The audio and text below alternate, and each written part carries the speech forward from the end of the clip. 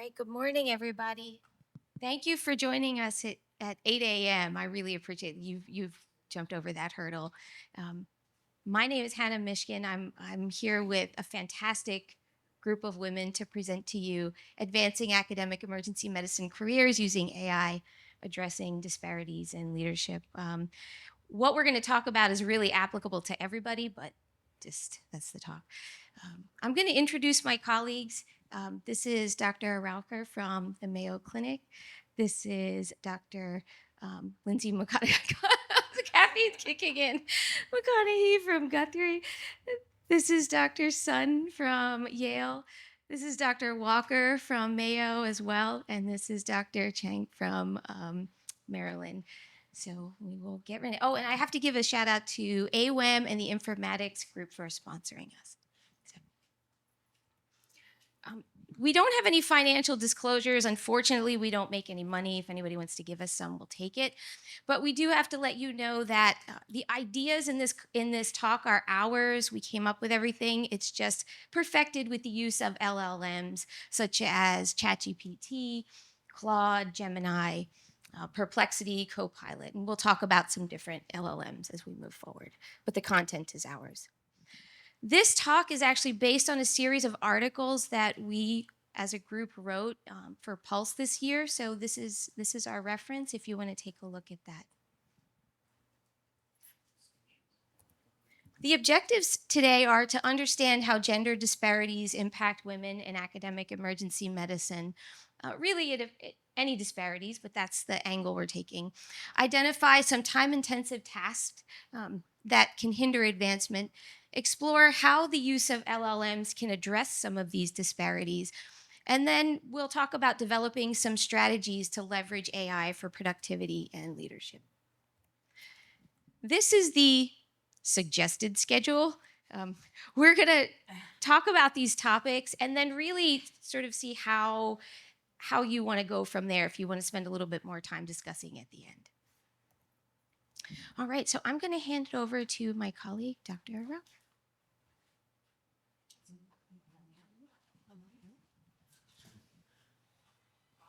All right, so when we talk about academic rank and promotion in academic medicine, we know that women are slower to promotion. We know we have an 8-year gap, right, compared to men because of childcare issues and giving birth and all of that. We also know that women take on more educational tasks, more of the invisible roles. So we're doing more in the space of what we do at home in our free time. We know we also take on more administrative tasks, again, the things that we can do at home while we're raising our children. And so that falls under the umbrella of more unpaid work. We also know women have less mentorship, less sponsorship, and we take on more, spend more for coaching than our male counterparts. And so this sort of affects what we do with our free time.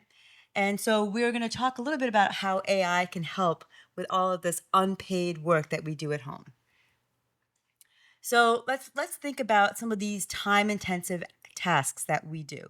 And I'm not saying the men don't do it, we just happen to do more of it per the literature. So writing letters of recommendation or promotion. This is an incredibly time-intensive task, right? It takes about 8 hours to write a letter. We're writing cover letters for journals, IRB applications, and then we are often in the departments, the women are the social chairs, right? So we're planning all of these things. And you'll find that we can use AI to help with all of these things, and we will show you how that happens. But first, a little bit about LLMs. Okay, so I just want to go back.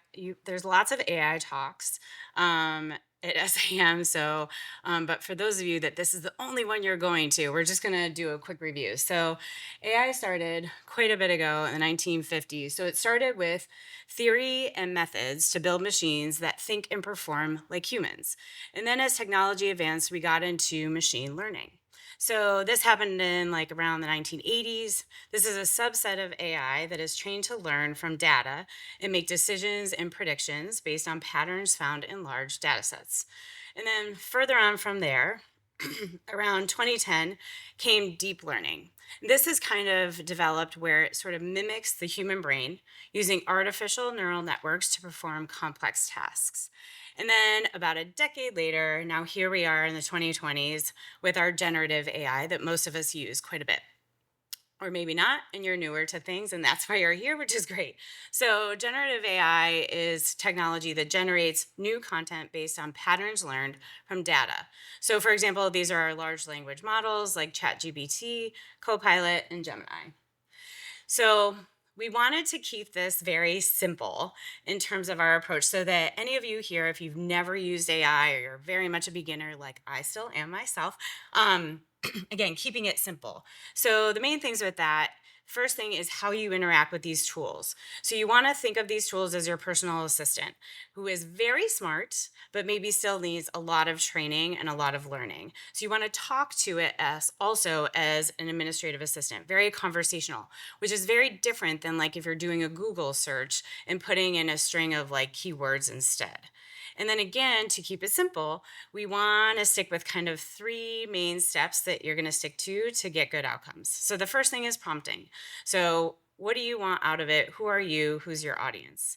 The next part is detailing. So, the more details you put into these tools, the better your output will be in terms of being congruent with your expectations. And then lastly, once you get the output, what really matters is the revising. And again, if you've been to other talks, a lot of us will say the same stuff because some of this is so important. When you are revising, there's lots of cautions to be aware of. Biases can certainly be there regarding gender or culture or ethnic biases. Hallucinations you've probably heard of. So if you ask ChatGPT or some other tool to do something and it can't find the answer, it will just stick something in there that doesn't actually exist. So very dangerous, not ideal. And then the last thing is inaccuracies. I see this the most when I'm trying to produce images for like a talk or something. There might be like a human body that doesn't have legs for some reason.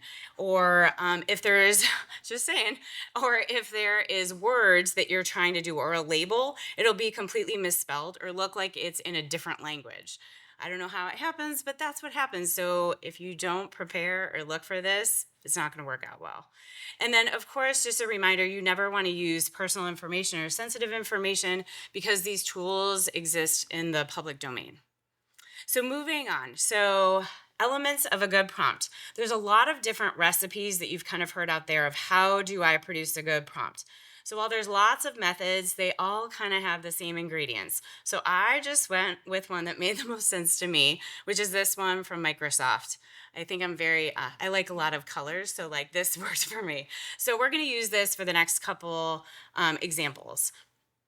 So my first example here, just to demonstrate. So the first part is persona. So in this example, I said, act as a wellness event planner in upstate New York.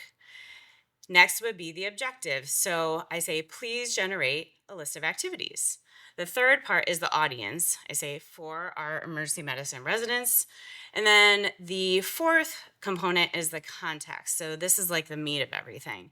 So for my context, I say, I want you to figure out a list so that what they can do after they complete their ITE exam.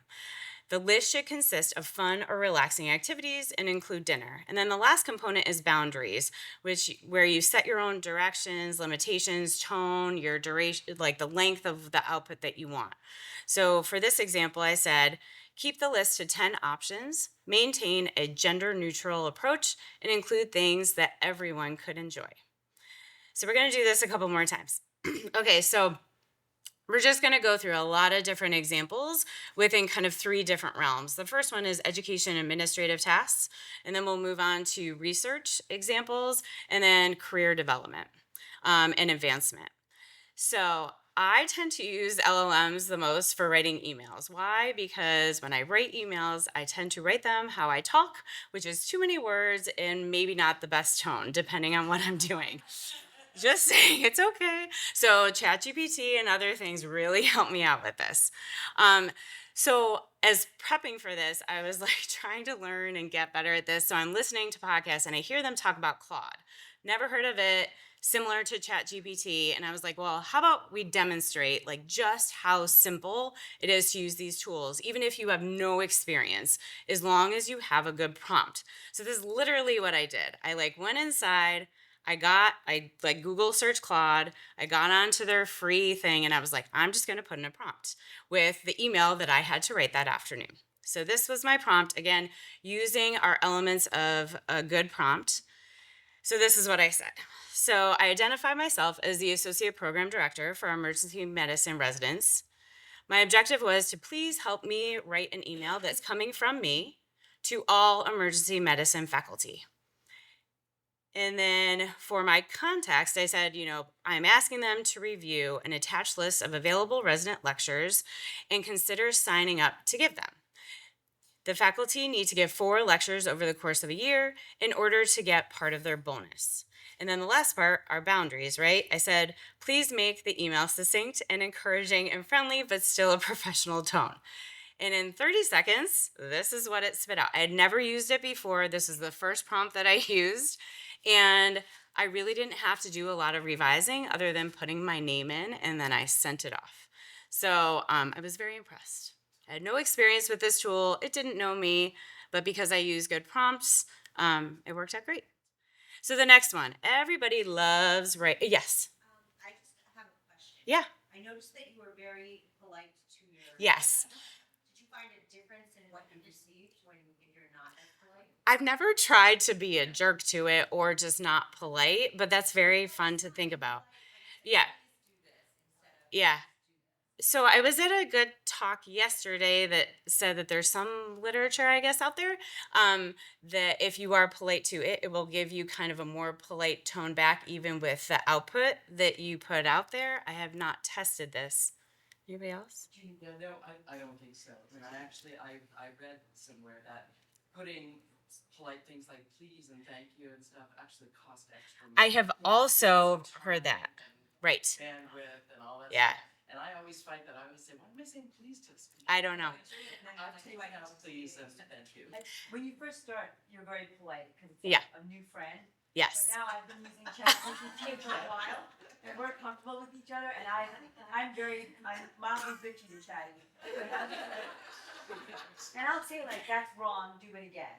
Like, it's not my child now. Yeah. And so, So much of our relationship. Yeah. so I'm real hard to be polite. Yeah, I would agree. I think because I classify myself as definitely still more of a beginner, and I like to pretend very much like it's my assistant. But yes, I've heard that too. So I don't know. Again, a lot of this is just playing around with this and trying stuff and seeing what works and what doesn't. I don't have that relationship with chat yet, but I'm getting there. So we're in the beginning stages of dating. Yeah. So writing goals and objectives. Nobody loves doing this that I know. And with the new requirements, a lot of us will probably have to do more of these for our new rotations. It's one of these things, takes a lot of time, and I don't think anybody reads them, but we have to have them stored somewhere, right? So I was like, this is a good idea. I don't want to write these for myself. So this time I did go back to ChatGPT, and again, using our elements of a good prompt, this is what I asked it to do. So I said, please act as my emergency medicine residency administrative assistant to help me write a new document of goals and objectives for a new NICU rotation for my EM residents. The structure should follow the main core competencies for emergency medicine. This is a 2-week rotation, and the main focus should be on the neonatal resuscitation experience and procedures, such as vascular access and intubation. And then for my boundaries, I said the new document should have similar format and structure to the PICU goals and objectives document uploaded below. And many of the goals and objectives will be similar or even the same. And like, this was my first go, like I just put this wasn't revised, nothing. So chat said, absolutely. See, this is why I think I do it. I love it when it talks to me back like it's a real human being. So I think that's just my thing. And they said, upload the document. So I uploaded our current PICU goals and objectives. And this took like maybe a minute and a half, but it came up with like a very nice 3-page document that was quite impressive and saved me so much time. With larger or longer documents, you really need to do a lot of revising, and I would have had to do some tinkering, which I did. But this is what it spit out the first time, and it was like a minute and a half max. So I was pretty impressed. Thank you. Thank you. Okay. How many of you are using an LLM at the bedside to teach? Anybody? One? I've used it. So if you've been around long enough, and I'm going to disclose this, there's a lot of things we learned in med school that we have to refresh our memories on that the residents just learned and the med students know really well. But you don't want them to know. You've got to look it up. Maybe I'm alone in that. Is this recorded? Okay.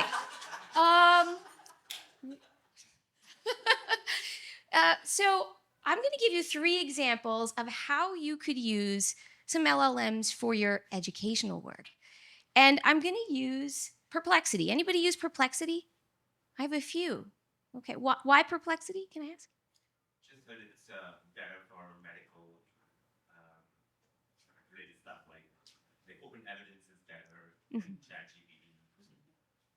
I have one attending who's like really into all this stuff, and he tells us things, and we follow it. I love the honesty. Why?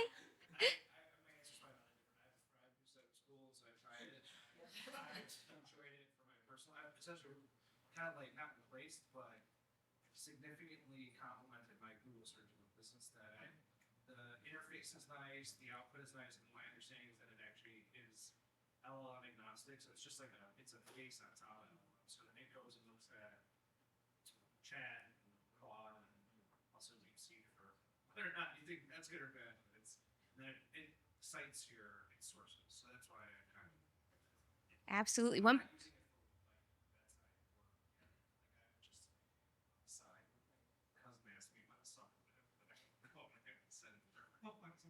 Absolutely. One more. Is this a paid? You have to pay for this? No. So, yeah. So thank you for sharing that. Yes, to all of those. I'm going to lean on what Lindsay said in that LLMs can hallucinate. So that's probably why people aren't using it at the bedside. And I'm going to tell you why I'll sometimes use it at the bedside for teaching, because Perplexity, and somebody had mentioned it, gives sources. So that's what I'm going to show you in this first example. I have 3 quick examples. So let's say you said, well, you're with a resident, said, can you provide me the most recent medical literature on TNK use in PE? Right? I got to look that up real quick. So here's an example. Is this there's the sources. It has 28 sources. And not only does it give you the sources, it gives you a breakdown. So you can real quick, you go, medical student, go examine that patient. Come back in 10 minutes, right? 20 minutes, depending on what they're going into. Here's an example. Now, I can't make this live. We wanted to do it live. But if you click on that last button up here for sources, you can go right to the article. So you can vet what information you're using. And I thought this was fun. When I dug into the resources, this actually came up. And the date on this resource was January 2025 from a journal club from SAEM. So be careful what you put out there. This was recorded, right? Okay. So that's an example of bedside teaching with resources that you can use tomorrow, in a couple days on your next shift. Feedback. Does anybody use it for feedback or for communication? Any thoughts you want to share? Yeah, no, I think it helps you prepare for a difficult conversation. I'd like to play things over in my head before I have these conversations, but it's hard to do it if you don't have another person. So it actually will play the other person, and you can change the persona of the person you're talking with. So if I'm talking with a resident that I know is constantly resistant, and so I'll say make the resident more resistant, or make the resident more whatever, to try and mirror what I think the situation will be. And it works sometimes not, but at least it helps me kind of get a mindset. Yeah, that's an excellent way. Well, I'm going to give you, thank you. I'm going to give you an example. This is chat. And so it says, if you haven't used it, this is how can you help? Here's the example. So has anybody worked a shift with a resident who you notice was reluctant to maybe do, this is a resident who's reluctant to do an ultrasound because they have difficulty getting views, certain cardiac views. and you stood by them and you noticed an odor that wasn't pleasant coming from the resident, and now you have to deliver this feedback. This is really hard to do. How do you say that to somebody? And so you can go to ChatGPT and they say, yes, I can help you give that feedback. And they'll tell you how to do it if you've never done this before. So if you're a chief resident or a new faculty, it'll tell you how to be supportive, how to give the clinical feedback. It'll sort of give you some suggestions for how to gently bring this up, because this is something that's very sensitive and difficult to do. And then offer a growth mindset. So this isn't necessarily about what it tells you, but that you can use it for something that's difficult.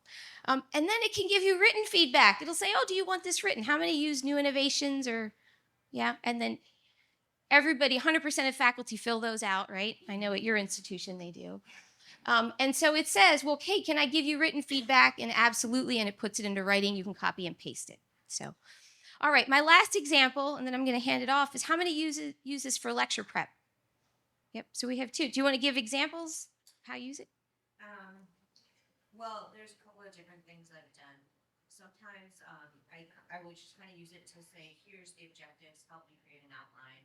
Or even here's the topic, help me create objectives and an outline. I have also used, there are structures or AIs that will make your slides for you if you upload a Word document. I have to be honest that I don't like them very well. I prefer the PowerPoint AI slide designer, but they have that as well. Yeah, thank you for sharing. Yeah, and I'm creating an outline, but I will ask it to put in a PowerPoint, and then I just need something to look at. It's like inspiration, and it's usually not. You do have to be very not a student resident fellow, right? So when you Yes. this question of this, did you just like put out a copyrighted? I mean, can we Last I heard, they are not. They are not. They're not. So yes. Sometimes I use them to create some like graphs that are kind of complex, or like some images that I really want to create. Sometimes it does a good job. Sometimes, like, what are you doing? Yeah. Yeah. And there's one more. I guess one question is, how much of this are you all using the free versions versus the paid versions to get I pay. quality? I pay. Yeah. Essentially, if you're trying to use it for something like this, you go to the paid version. All of this is free except the disclosure. I pay the $20 for chat, but everything else on here is free. Perplexity, Copilot is through my institution. So, Through your limit really quickly. I was just gonna say there's a limit. The free version. So even Yeah. if I get the quality, you're just like chopping up. It's right. So that's the problem with you can have to like revise once and then it's like you're done. The number of documents you can upload is limited. The number of chats, prompts. And it has no memory, so it's not like you can go back and then redo it. That's not okay. ChatGPT, at least if you're logged into your Gmail, it'll save things. yeah. Yeah. I love that there's this discussion, because this is so new and everybody's doing something a little bit different. So hopefully this stimulates you to take something back to your institution. But I'll finish my example and then pass this on to my colleagues. So for lecture prep, I don't know about you, but it takes me forever to put those slides together. So it says, certainly, Hannah, I'll put together a 15-minute lecture for TNK and stroke. And here's what it comes up with. Now, I gave an example of Copilot versus chat. So that's what this is. Okay, so this is Copilot on the left. This is chat on the right. These are the slides that you'll get if you say, make me PowerPoint slides. So I wanted to point that out. It'll give you the outline for which to start. If you're using chat, you still have to go in and generate images. Interestingly enough, even though Copilot is in the Microsoft environment, it will not create slides for you. You still have to go into PowerPoint. It blew my mind. I did it 3 times because I didn't believe it. But and the last slide is, if you need an infographic for your journal club or whatnot, our residents are required to do that. Here's an infographic from Copilot, and here's one from chat. Anything wrong with this? I don't know if you can see back there, but if you look down there, I don't even know what language that's written in. And then so you have to vet some of the information. So here's an example of the hallucinations. So at the end of the day, you still have to vet all of your information. So I'm going to hand this over to Dr. Walker.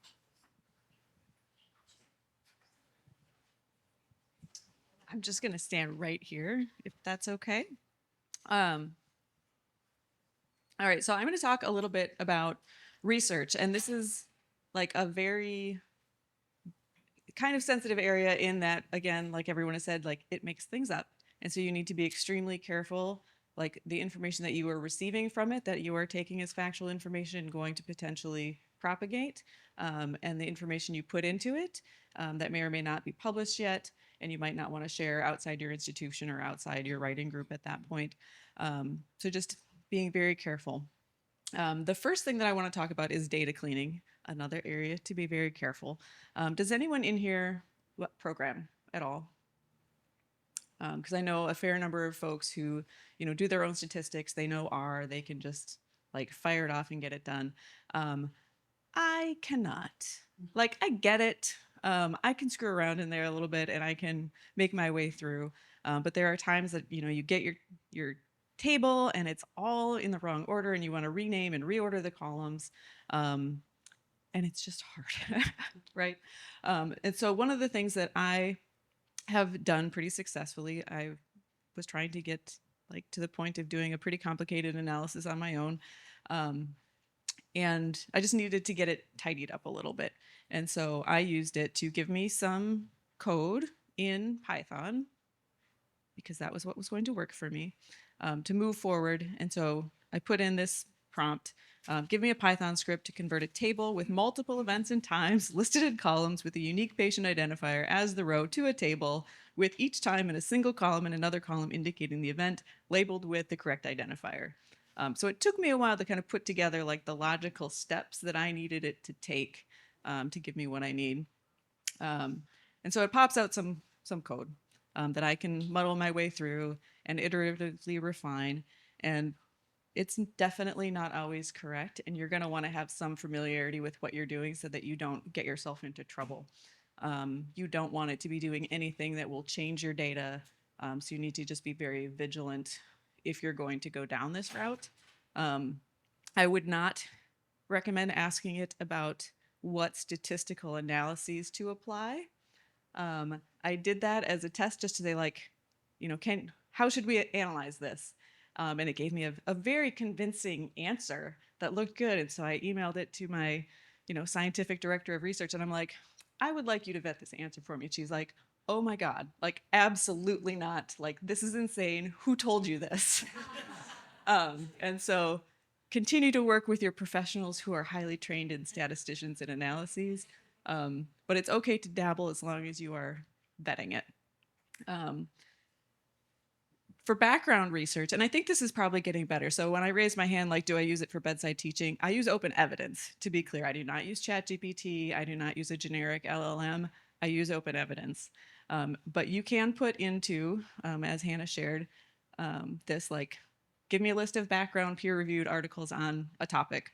And that it will give you that, and it will give you sources. Even, ChatGPT will give you sources, but you need to vet them. Right? You need to click on that button. If it gives you a PubMed ID, do not trust it until you have clicked it and confirm that it's actually the article that it thinks it's referring to. So being cautious. So this is one that I also, like, I never know where's the best journal for my article, right? Like I have this beautiful thing. I want it to go out into the world. It's not going to make it into Annals. It's not going to make it into AEM. Like, what's my next choice? So kind of broadening our horizons on, like, here's our standard EM journals. Maybe it's not a straight up EM article. Maybe it's something a little bit different. And so I put it in there and I say, what journals should I send this to? And I did that, and it was like, I'll give you a cover letter. Do you need a cover letter? I'm like, yeah, I need a cover letter. So that's great. And again, going back to the caveats here, like I do not recommend you use it to write your manuscript at all. Again, like, you have to disclose that if you do use it. I wouldn't trust it that far. And, like, that's my personal preference. I understand that there are, like, some accessibility language reasons that people might want to use it to kind of help improve, English if that's not their first language. But cannot be trusted, is a useful tool. But you're checking everything. So, Can I just ask a question? At this point, how safe do you feel like putting unpublished data there onto a site? You know, I haven't fussed too much about that. And maybe I should more, right? But mostly I'm not necessarily putting in like a whole bunch of like raw data or anything like that. Like if I'm putting in my manuscript to say like, where should I send this? I don't know the right answer to that at this point. It's my understanding that most of the paid versions, and certainly Copilot through an institution, does not upload your data into the learning models.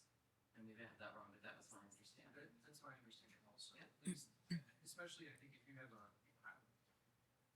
not an expert in this, so I apologize if I'm wrong, but like if you have a Microsoft Enterprise suite, which we don't have, but if you have Copilot to do that, I imagine that your IT has figured it out. Yeah, that's right. Like we have that. There's clearly like it knows internal information in our institutional component, so I would probably be more comfortable using that. There are settings, and I think like you can opt in to allow and not. No, I mean obviously it's level with trust. Well, I mean, I think also like when you're using something for institutional data, like we had to go through our CIO reviewing it. We're using it for an LCD review as a second, like as a reviewer, and we had to go through our CIO, and there were a lot of clear concerns about whether this goes to the cloud or whether this is proprietary. And so the CIO basically like there was a lot of work gone into it, but then they were like, now you can use it because we know it's not going to go to the cloud. And so I think if it's something potentially sensitive, it's worth going to the institutional leadership and saying, this is what I want to do. Is this okay? And then they'll respond back, and then just because it's very easy to go. I wouldn't put anything business confidential in there, just like I wouldn't put any patient information in there. Yeah, we're our institution now is like kind of just a pop up saying like, hey, if you're gonna use this thing, just don't do this stuff. But yeah, there's a risk, and so that's their first step. And a lot of us are probably either dabbling or using like Dragon or DAX or like Neighbor. I mean, that's sending patient information across these. So there's some way that they are managing stuff. So we're going to talk a little bit about faculty advancement. Now, even though Wendy and I are both vice chairs for faculty development, I will say that the things that we're going to talk about are things that we will all use it for. So writing recommendations, even peer recommendations, writing award letters, like we nominate each other, right, for awards, and evaluations, especially of residents. I use this for all of my resident evaluations.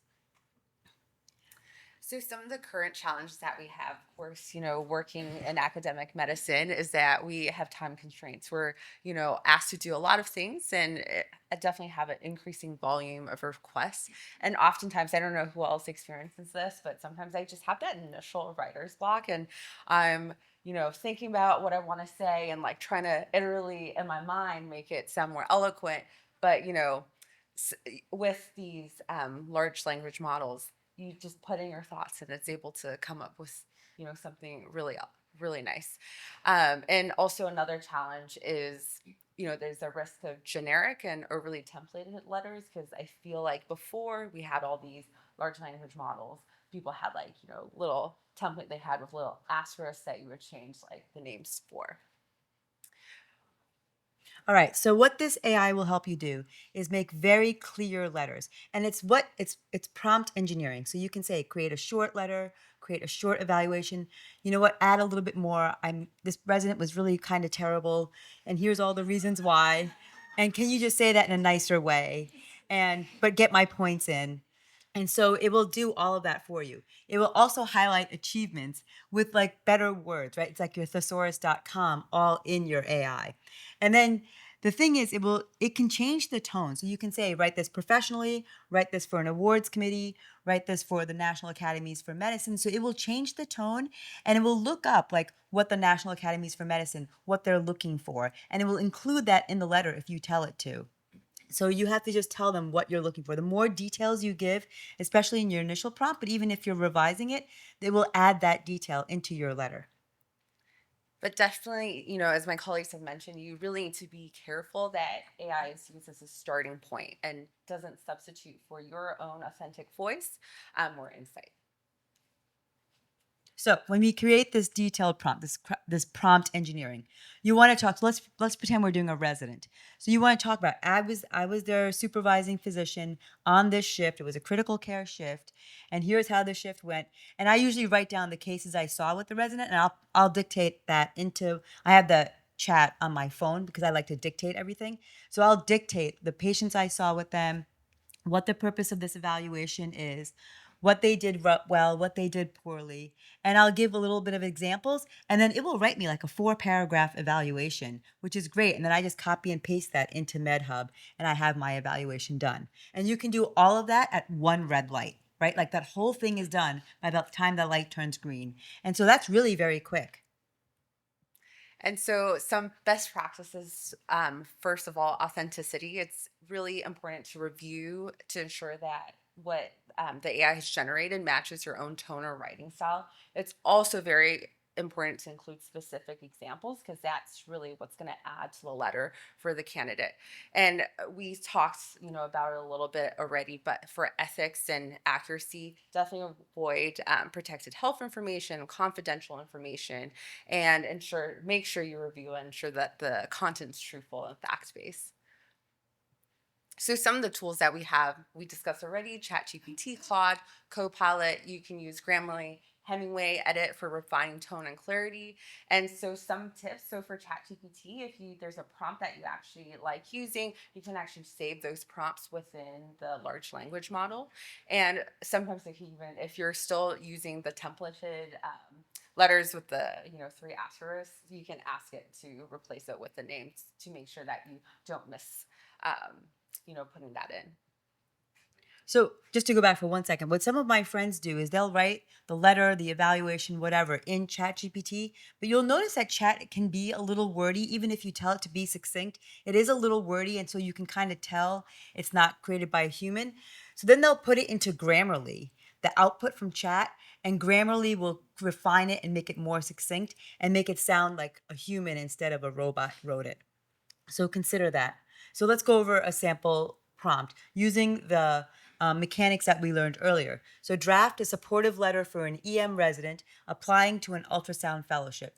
I mentored them in POCUS research for 4 years, so you're giving some meat so they know what to write. I've seen them proactively and effectively teach junior residents.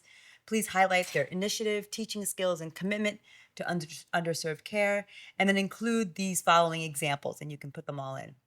And then, And something really important to note is that there has been gender differences when you do put in names when you're crafting these letters. So oftentimes, good practice is to actually don't use any pronouns, don't put the name in, ask it to generate it first, and then put that back. And that's true for the resident evaluations too. We know that women when you're writing an evaluation for a woman versus a man, the evaluations are very different, right? We always talk about relationships in the female evaluations, and men get the more action evaluations. So even if you write an evaluation for a resident, don't put male or female in the initial one. Just say my resident and let it come up with it. I guess this whole discussion makes me think about whether we're doing these letters all wrong. Like, if all we really want is what you put into the prompt for ChatGPT, and that's actually all the reader wants out of the letter, why are we putting it in this format for decades and centuries that makes it more obtuse and difficult to communicate? It seems like this is the anti-communication, but that's just me. Is there any discussion about this? And with these large language model tools, it seems like that's going to become if everybody's doing this, why are we doing this? Yeah, so at the vice chairs group, we had this exact conversation a year and a half ago where we were like, no one's going to read these letters. All of our letters are going to start sounding the same. And now when I receive and give out letters, I really work hard with the output to put my voice in there because they do all sound exactly the same now. And so Judd Hollander was like, we need to just do away with these letters in general, but that's going to be decades to come, right? That's not happening anytime soon. So let's think about all the hats we wear and the things we do and how AI can help, right? Because that's the point of this. So from an admin perspective, we heard about how it can help with emails and scheduling things, right? So help me plan my day, help me plan one of my friends got divorced recently, and he was like, I don't know how to cook. Like, what do I do? And so ChatGPT will tell him, he lives in Indiana, ChatGPT will tell him, here's what's in season in Indiana. here's a grocery list, here's what's on sale, here's your menu for the week. And he will go in with his grocery list created by chat and recipes. And so that's very easy. His life got easier. We can use it for mentorship, as we say, creating letters and prep, and we can use it for tracking tools. Well, if after I have a mentor meeting, I'll put it into chat. That's my favorite one. And I'll say, okay, help me remind me to do all these things. And I print it out and I know what to do when I have to do it and have it all written out. For DEI and wellness, again, tracking tasks and creating notes. Education, we can use it a lot in education, as we heard. Clinical operations, people use it for predictive staffing and creating alerts. And at home, this should be like your personal assistant, your angel on your shoulder. You should be using this for a lot of the tasks at home. All right, I'm going to pass it to Dr. G. So we have round agents. So now, like, you know that everyone's using chat, using these large language models to craft the letters, and you receive the letter. How many times do you think like, oh, this got to be done by AI? Do you ever dump into AI and say, hey, is this done by AI? And if you get that, what are your thoughts on that? So there are some responses that I get that they drive me absolutely insane. Like when it feels very generic, it's very wordy, and I'm like, why did you use ChatGPT for this? Like, I literally needed one sentence from you to like acknowledge you got the email and let's move on. And it'll be a wall of text. So I think people do need to be really thoughtful about how they use it. I've never put it back in because it just feels so like, ugh. Like, this is clearly from that, but that comes back to like you getting your own tone in there, making it authentic, and making sure that like it makes sense to use it, right? It does not make sense to you that you reply to every single email because it's very wordy. I will put it back. Actually, when I receive letters, I put it back into chat and I just say, look, there's a lot of words. I can't really get I don't know what this is saying. Like, just tell me. And so I'll just say, can you just tell me if this is a good letter or a bad letter? Like, am I hiring this person? Like, how do I feel about this person? And it will tell me how I feel. And so I do put it back because there's a lot of words that I just cannot, like, did you really mean that? I just can't get through it. So I put it back and I just say, give me a one-sentence summary. There's been some studies though that have said that that you can't necessarily tell the difference. Right. In the two types of letters, particularly a letter that's AI assisted that somebody goes back and looks at and does a little refinement on, they can't tell Yeah. if it's an AI assisted letter. And I think that's the better way to use it, right? Like to get yourself back into that communication so it's human again rather than the straight. Have you guys all gotten things that say, I mean, I've got LORs that have used ChatGPT and you have to sign it without algorithms. I haven't seen it, but I will say, so I'm a program director and we get so many, those of you are so many letters, even when they're written by humans. Even when the human writes it, sometimes it's hard to interpret. And I can tell you from experience, what the human puts in the letter does not always translate what happens in real life when people show up. So I think keeping that in mind, that it is a tool that we should always be mindful for using. The other thing is that we use spell check, and we use whatever's in Microsoft. And so this is, again, a tool that we're refining, but nobody discloses that. So I guess, do you feel the need to disclose if somebody asks you to write a letter for them for an award or something, that you ask their permission basically to use ChatGPT or I guess upload their personal information if they send you their CV or something like that? That's a to help write the letter. Like, where's that line? That's a great question. So whenever I use those LLMs, I take out the identifying information and I treat it as if it's something I'm going to put out on the. That's my practice. I don't know that there's a standard practice yet. So you'll have to check at your institution what the guidelines are. And from what I understand, there's still institutions that are developing this. I asked ours, and yeah, we're working on it. So that's my personal standard because I feel good about that. If somebody asks me, I have no problem disclosing. I've used this to refine this, and somebody had said previously just to get you thinking because it's that writer's block. So two areas I used it in my academic work, creating a journal club, like free articles. I mean, then I have an outline to bring to Journal Hub, and I can make sure that everything's been pointed to them. And the other is job descriptions. Yeah, once again, And so those job two areas that have been Yeah. really helpful. That's a good one. And on that part, just in terms of, do you also similarly upload other similar job descriptions so we can follow exactly? I confirm, it's usually been, can you create a job description and get it to me? And I'm, oh, sure. So it is like, here's the job description, here's what I want, like 11 prompts, here's what we're looking for. And asking for one and inviting her both, no buy down, or little buy, just whatever we can do, so. On one of these FK you were mentioning about, so I use it to, if for example, we need to give 5 lectures about whatever, I have like 15 topics, I need to squeeze it in those 5 lectures, I ask ChatGPT just to summarize it and like make it more concise. Sometimes if my faculty or for my residents, like if it's for a fellow that's a very difficult lecture, and I ask them to give me like an outline, like here, what I want them to say, can you put it in a clear objectives for me, and I send it to them, okay, this is your topic, this is your objectives, just do it. Yeah. For the letters of recommendation or the academic promotions, I usually write my very basic, like, this is what I want to include in the letter. I write it in a letter format, and I ask them to just make it better for me. Like, it keeps your own tone. It keeps your own, like, it makes it more authentic. Yeah. Has anybody taken something you've written, whether it's a manuscript or a letter, and asked one of the LLMs to analyze your tone? And so that you understand how you're being perceived and how you can augment it next time. That's a good idea. I've asked them, but not really to analyze it, it's really nice, it's great. I've given it a prior letter to use my same form. It's not great.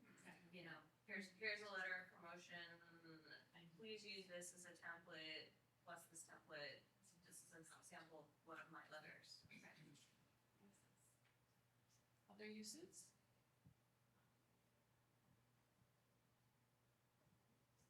Is there other ways we want to see the application develop? So, I'm a research shy. It's really a struggle. I was trying to get some things submitted somewhere and just didn't get back. And I finally said, I reached out to a journalist, can I run this through ChatGPT for editing purposes? And they said, sure, because I'd written it, but just, you have to acknowledge it. So I did, and it was really helpful with like whether it's writer's block or something too long or just like technically giving them like, Yeah. So, but I don't know where the line is with that. I feel like the research is really where that's the hardest lead for me, is to leverage it usefully in other. Yeah, I think so. Some of them, like, I believe that when, like, AEM pretty early on had a box just like did you use it? Now with the statement that we don't necessarily hold it against you, but you need to disclose. I was at a lecture yesterday, and Jeff Klein said he would rather get a manuscript that was gone through ChatGPT that he could read than some of the stuff that gets submitted and gets kicked back 12 times. Yeah, like you definitely, like, it shouldn't be right on your paper. Right. So I think like all the strategies that you all have kind of talked about, like put it in there, let it get some advice, let it do a grammar or readability or tone or like conciseness check. Being very cautious that it's not changing your content, right? Like it doesn't refine your discussion into a whole new discussion. Yeah, so I think that will evolve over time, and journals might get more clear guidelines on like what is acceptable, what is not acceptable. Do you feel like any journals are really against you, or are they kind of looking down on you? They use ChatGPT for writing. Well, JAMA says you can't use it at all. Okay. Nothing. They all have very guidelines in their as to what you can use and not use, and in language that's which people have done, and just so couple of things. So I in my mind where I draw the line is what is what should be used for and not, and I give things which we spend hours and hours doing that and not just in formatting and things like that. Yeah. Great. Like there's an app which, and the name's not coming to me right now, but I can't use it, where you put your manuscript, you figure everything in it, and based on what journal you want to submit it to, completely reformats it to that. Sure. Finder, yeah. Oh, It's a thing. Monthly or yearly subscription, like 15. Hey, it's worth it. It's worth it. So to me, that can take me hours and Yes. hours to do, especially if you project it for months and try to like put it in another. To me, that is amazing. That saves me like so much time, and I feel very comfortable, and I don't feel like guilty doing that because it's legit. It's great. I don't find it. But yes, you know, but when it comes to like creating content, right? I mean, I guess there's a line, right? You can put your original thoughts and you can have it like build on that. I don't know. That line is still everybody has a separate individual, limit as to where line they want to cross or not. But those are some of the examples which I feel like where it really helps. You know. So, we talk about using it in academic medicine, and I mentioned you can use it in your personal life. One of my friends, who's a chair, had a faculty who was burning out and was not doing well in the wellness space. And just by happenstance, happened to go to their ChatGPT and Claude, they use both those, and just said, I'm struggling with X, Y, and Z. What do you think I can do? Can you help me like dig myself out of this hole? Turns out that Claude one really was like a therapist and really helped them out of the hole. And the person avoided seeing a therapist. And over like 2 weeks, it gave it daily things and exercises and so on. And so these LLMs are also finding use in other space. Another one of my friends used it as a legal advisor and put in all the documents that they had gotten from their legal proceedings. And it came up with like, here's your affidavit, here's the things you need to do, here's the arguments I would make, here's the supporting evidence you will need. And so it's finding use outside of like creating helping with journals or helping bedside teach. It's finding applications in other industries as well. So you may want to like explore a little bit outside of just medicine. So it's a funny story. We had our institution, our program has a chili cook-off, and every year, a yearly chili cook-off, and our resident used ChatGPT to create a chili recipe. Forgot to save it, but won. Now I'm recreating chili recipes. Yeah. So that's good. Excellent. Thank you guys for coming. If there's any last questions, certainly we'll take them. And love all the ideas that's been generated on all the suggestions that we're going to adopt from you guys as well. Please, if you want access to any of the our contacts and such, that's QR code. Thank you. Thank you.